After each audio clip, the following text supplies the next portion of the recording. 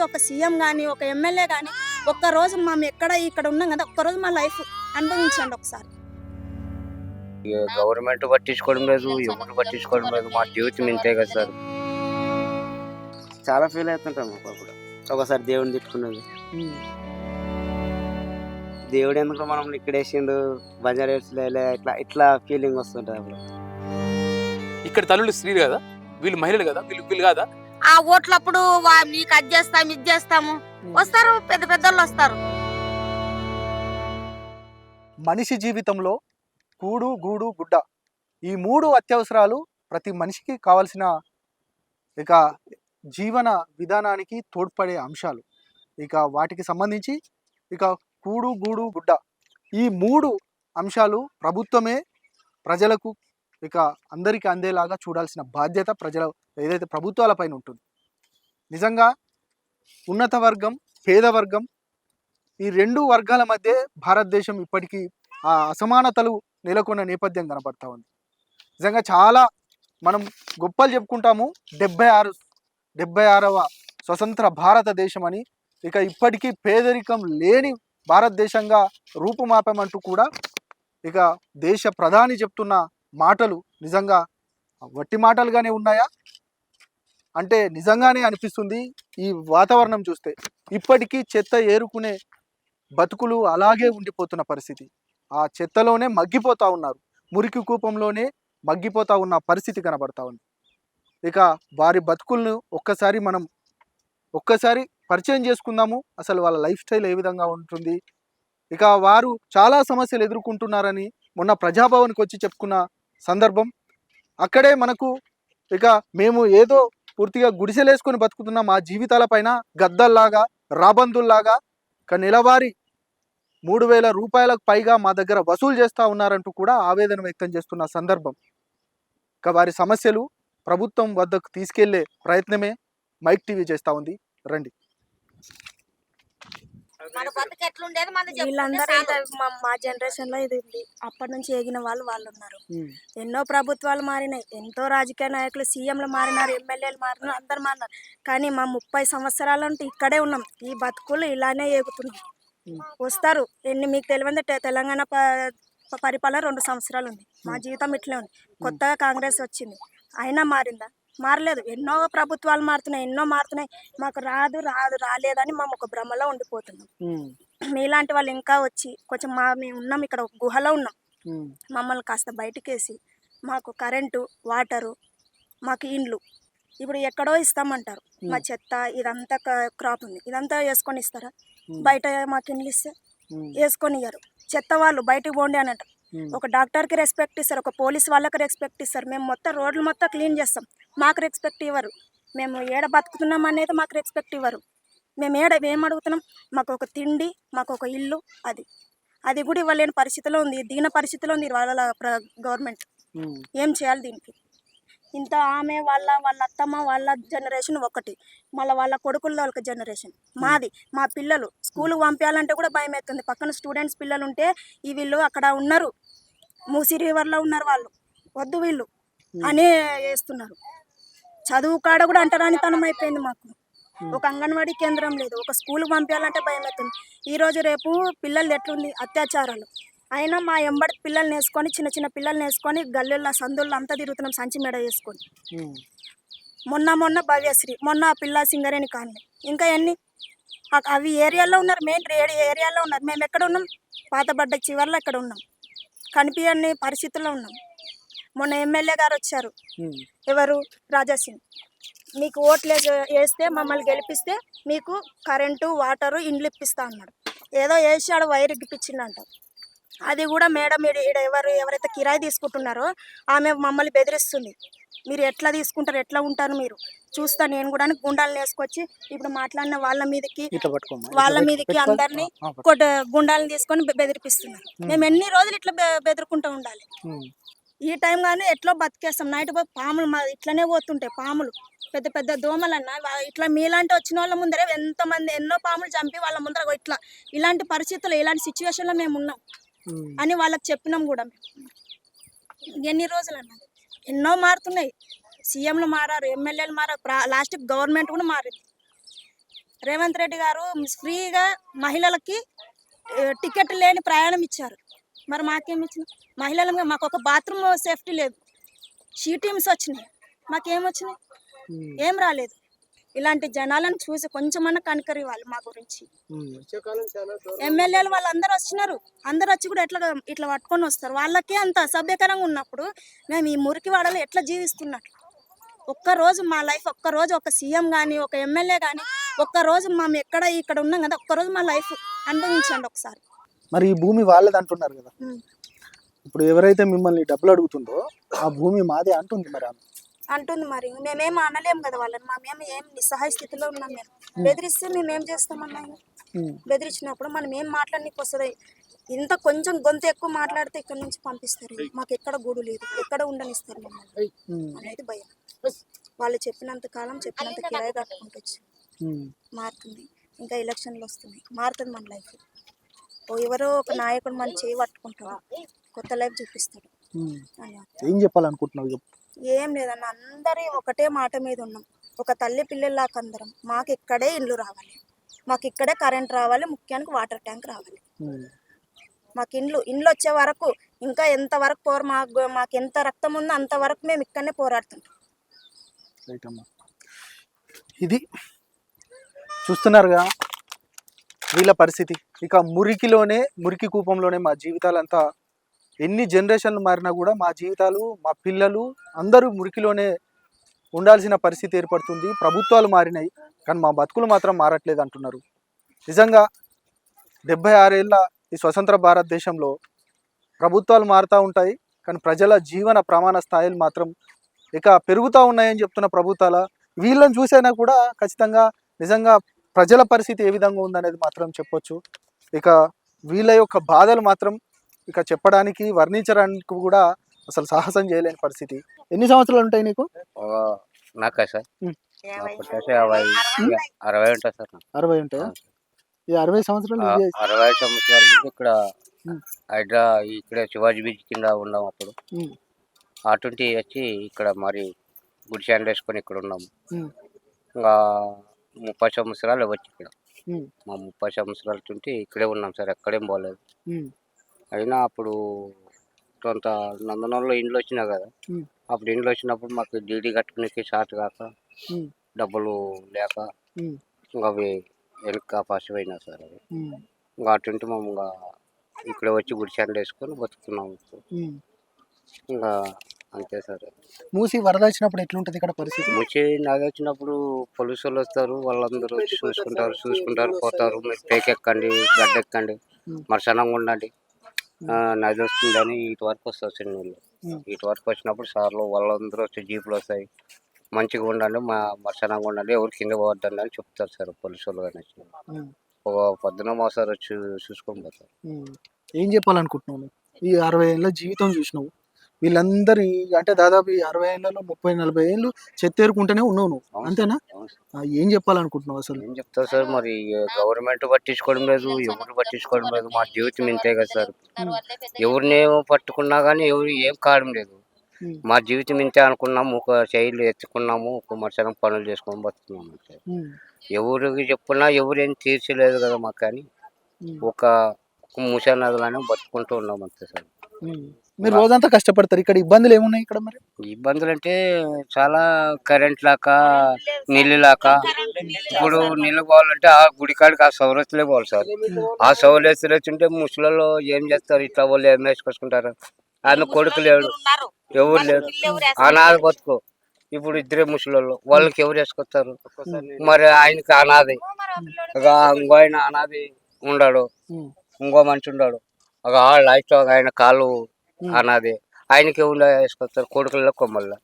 ఇంకా అదే బతికే ఇంకా కుంటుకుంటూ పోవాలి, వేసుకొచ్చుకున్న వాళ్ళకి 2 డబ్బాలు 3 డబ్బాలు వేసుకొచ్చుకుంటాడు. మా ఇంట్లో వాళ్ళు ఉంటే రుచాలు వేసుకొచ్చుకునేది, తోడుకునేది, ఇంకా తోలుకునేది పెట్టుకునేది సార్. అంతే తప్పించి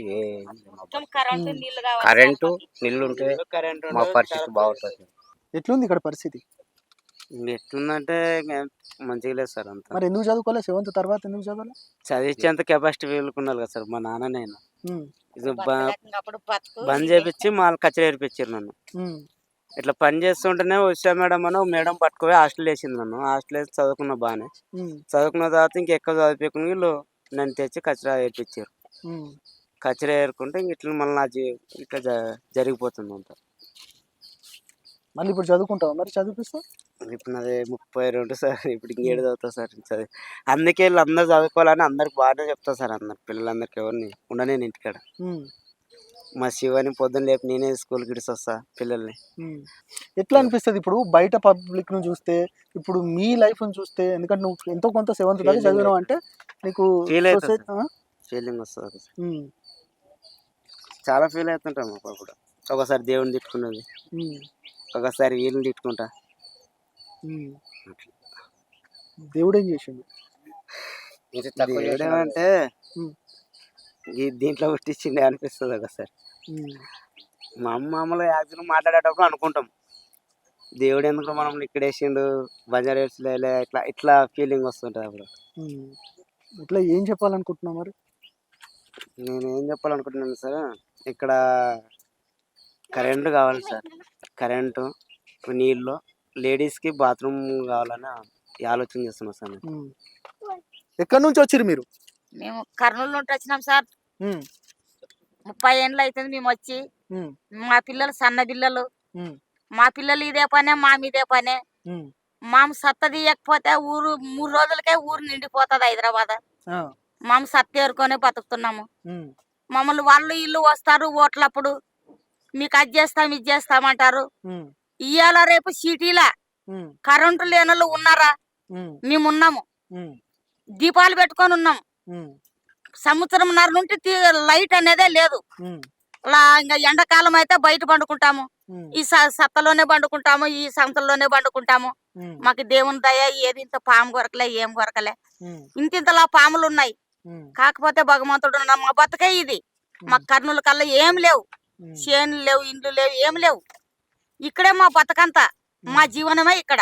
మీరు చెత్త ఏరుకుంటే ఎంత వస్తాయమ్మా రోజు? ఎంత వస్తాయి సార్? 200 300 అంతే సార్. ఒక రోజు దిక్కుతుంది, ఒక రోజు చిక్కదు. అది కూడా ఒక్కరోజే పని, ఒక్కరోజు లేదు.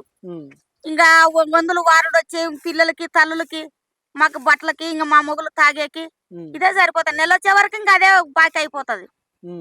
మా బతుక ఇట్లుంది సార్. మాది ఏరే పనులు చేసిలేము అప్పటి నుండి సత్తి ఏరుకొని బతుకుతున్నాము. ఇదే సత్తి అలవాటు అయిపోయింది. ఆ ఓట్లప్పుడు మీకు అది చేస్తాము ఇది చేస్తాము వస్తారు, పెద్ద పెద్దోళ్ళు వస్తారు, కరెంట్ వేపిస్తామని చెప్తారు, మీకు ఇల్లు ఇస్తామని చెప్తారు, డబుల్ బెడ్రూమ్ ఇస్తామని అన్నారు. ఎవరు ఏం లేదు సార్. ఓట్లు వేస్తాము. మొన్న ఓటు కూడా వేసినాం. అంటే మొన్న ఎవరు వచ్చి అడిగారు మిమ్మల్ని ఓట్లు? రాజాసింగ్ ఎమ్మెల్యే సార్ వచ్చిండు. వచ్చి ఓట్లు వేయండి నీకు డబుల్ బెడ్రూమ్ ఇస్తా అన్నాడు. కరెంటు కూడా వేస్తా అన్నాడు. వేస్తా అంటే ఈ స్థలంది కరెంటు వేయకు, కరెంటు ఇస్తే ఇది కబ్జా చేసుకుంటారు, కరెంటు నల్ల వేపిస్తా అన్నాడు సారు. ఈ కరెంటు నల్ల నీళ్ళు మీరు వేపించుకుంటే వాళ్ళకే స్వతంత్రం అయిపోతుంది ఇది అన్నట్టు లేదు, ఆపేసింది. కరెంట్ వేసి ఆయనకు ఆపింది. ఆయన కందలే ఈ సలమాయమ్మ లేదు కరెంట్ వేయకండి అని చెప్పింది. ఆ సార్ కందలే. సారు ఢిల్లీకి పోయినాడు, మేము పోయినా మాటికి. ఆ రాజాసింగ్ ఎమ్మెల్యే ఆఫీస్కి పోతే సార్ ఉండలే, ఢిల్లీకి పోయిండే. నేను 5 రోజులకు వస్తా, కంపల్సరీ కలుస్తా అన్నాడు. ఇంక మా వాళ్ళు అందరు జాతరలకు అక్కడ ఇక్కడ పోయినారు. వాళ్ళు వచ్చినాక పోదామని ఉన్నాం సార్. చేస్తా అన్నాడు. మళ్ళీ ఆయన ఏం చేస్తాడో తెలియదు. చేస్తా అని చెప్పిండు.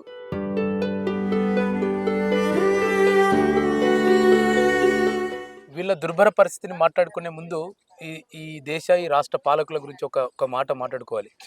హైదరాబాద్ను విశ్వనగరంగా మారుస్తామని చెప్తారు. హైదరాబాద్ మొత్తం విశ్వనగరం అవుతుంది. ఈ దేశానికి, ఈ నగరానికి మొత్తం ప్రపంచంలో ఉన్న దేశాల నుంచి పెట్టుబడిదారులు వస్తారు. ఈ నగరం దినదిన అభివృద్ధి చెందుతుంది, వీళ్ళందరికీ ఉపాధి ఇస్తామని చెప్తున్నారు. కానీ ఇక్కడికి కూతవేడి దూరంలో నాంపల్లిలో అసెంబ్లీ ఉంది.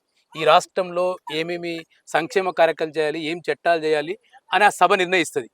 ఆ సభలో ఉన్న ప్రజాప్రతినిధులకు వీరి గోస పడతలేదు. ఆ ప్రజలు అక్కడున్న సభలో ఉన్న ప్రతినిధులకు వీళ్ళు ఓట్లు వేసిండ్రు, కానీ వీళ్ళ గోసను వాళ్ళు ఎప్పుడు పట్టించుకున్న పాపానికి పోయిన పరిస్థితి లేదు. 30 ఏళ్ల నుంచి మూసీ నదికి ఎప్పుడు కోపం వచ్చినా వీళ్ళు పైకి రావాల్సిందే.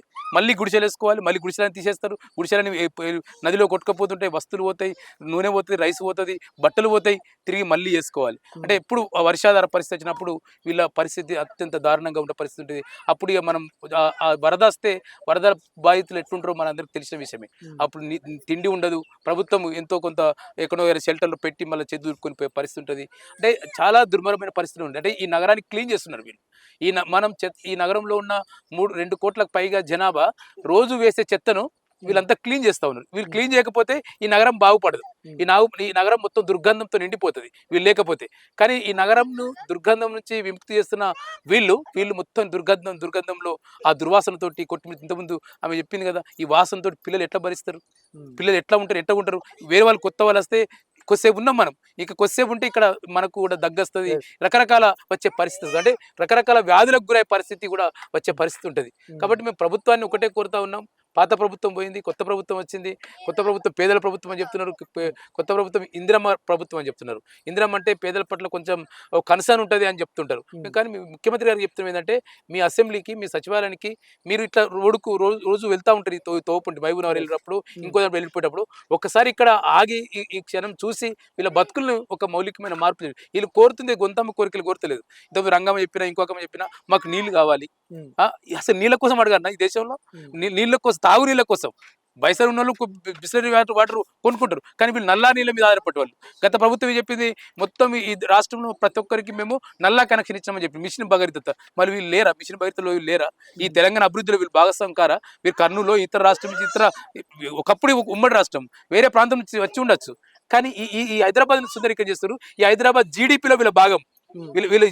ఈ హైదరాబాద్ జీడిపి రేట్ పెరుగుతుందంటే ఇక్కడున్న 300 కుటుంబాలు, 300 మంది జనాభా ఈ జీడిపిని పెంచుతున్నారు. కానీ వీళ్ళ జీవన ప్రమాణంలో ఎటువంటి మార్పు లేదు. కరెంట్ లేకపోతే ఎవరు ఉంటారా? నీళ్ళు ఉండదు, కరెంట్ ఉండదు.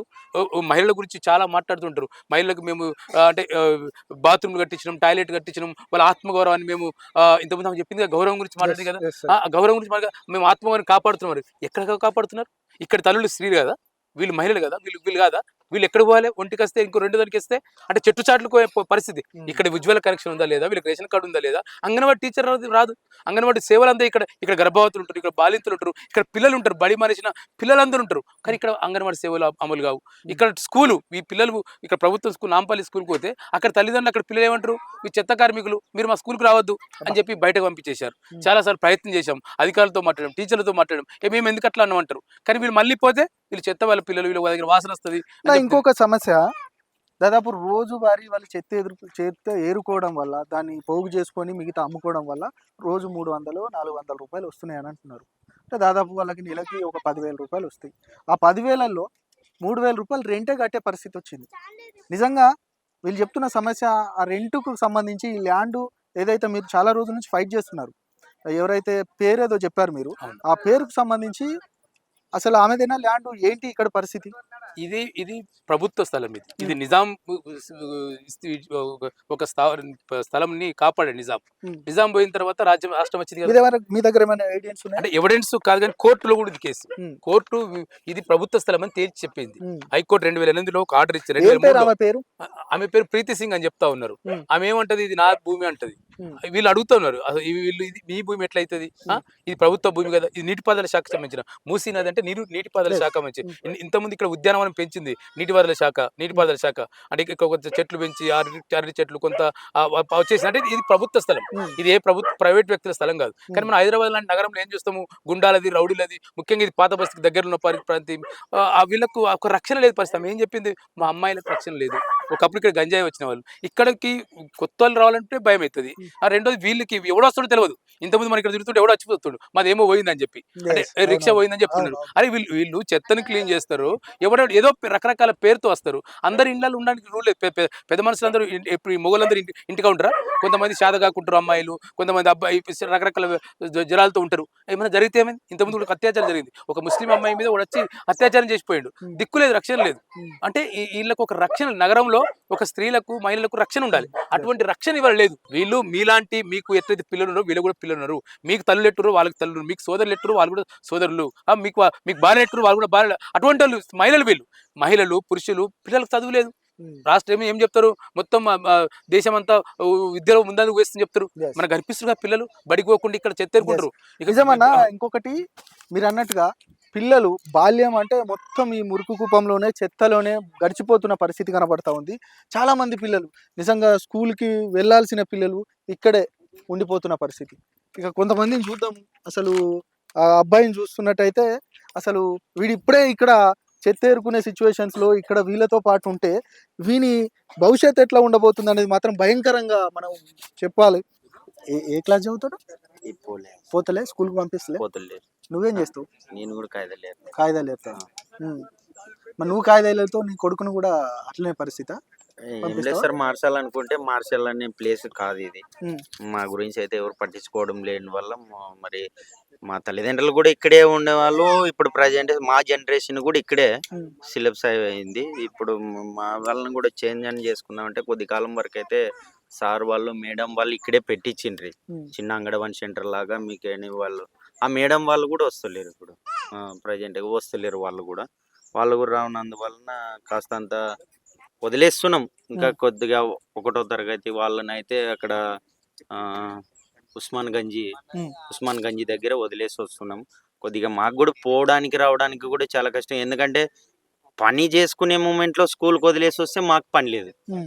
అలాంటి పరిస్థితి మాకు ఎక్కడైనా ఉన్నా కూడా స్కూల్ పరిస్థితి అలాంటిది. ఒక మేడం ఒక సార్ కానీ ఎవరన్నా వచ్చి స్టడీ పర్సన్ వాళ్ళ నేమ్ అన్నా ఖచ్చితంగా ఎక్కడైనా వెళ్ళటానికి ఉండటానికి వాళ్ళ పేర్లు వాళ్ళు తెలుసుకునేంత పొజిషన్ వరకు అన్ని ఇక్కడ స్టడీ జరిగితే కూడా మాకు కూడా బాగుంటుంది పిల్లల వరకు. అలానే వాళ్ళు కూడా వచ్చేటోళ్ళు కూడా బంద్ అయిపోయినారు. కాస్తంత ఏదో పని లేని టైంలోనైతే వదిలేసి వస్తున్నాం. పని ఉన్నదే మాకు అన్నము అవన్నీ ఏమన్నా అంటే అన్నంకి వాటికి తెచ్చుకోనికి పనికి పోతేనే కదా మాకు వచ్చేది. ఆ టైంలోనే స్కూల్కి వదిలేసి రావాలంటే కాస్తంత ఇబ్బందికరంగా కూడా అవుతుంది.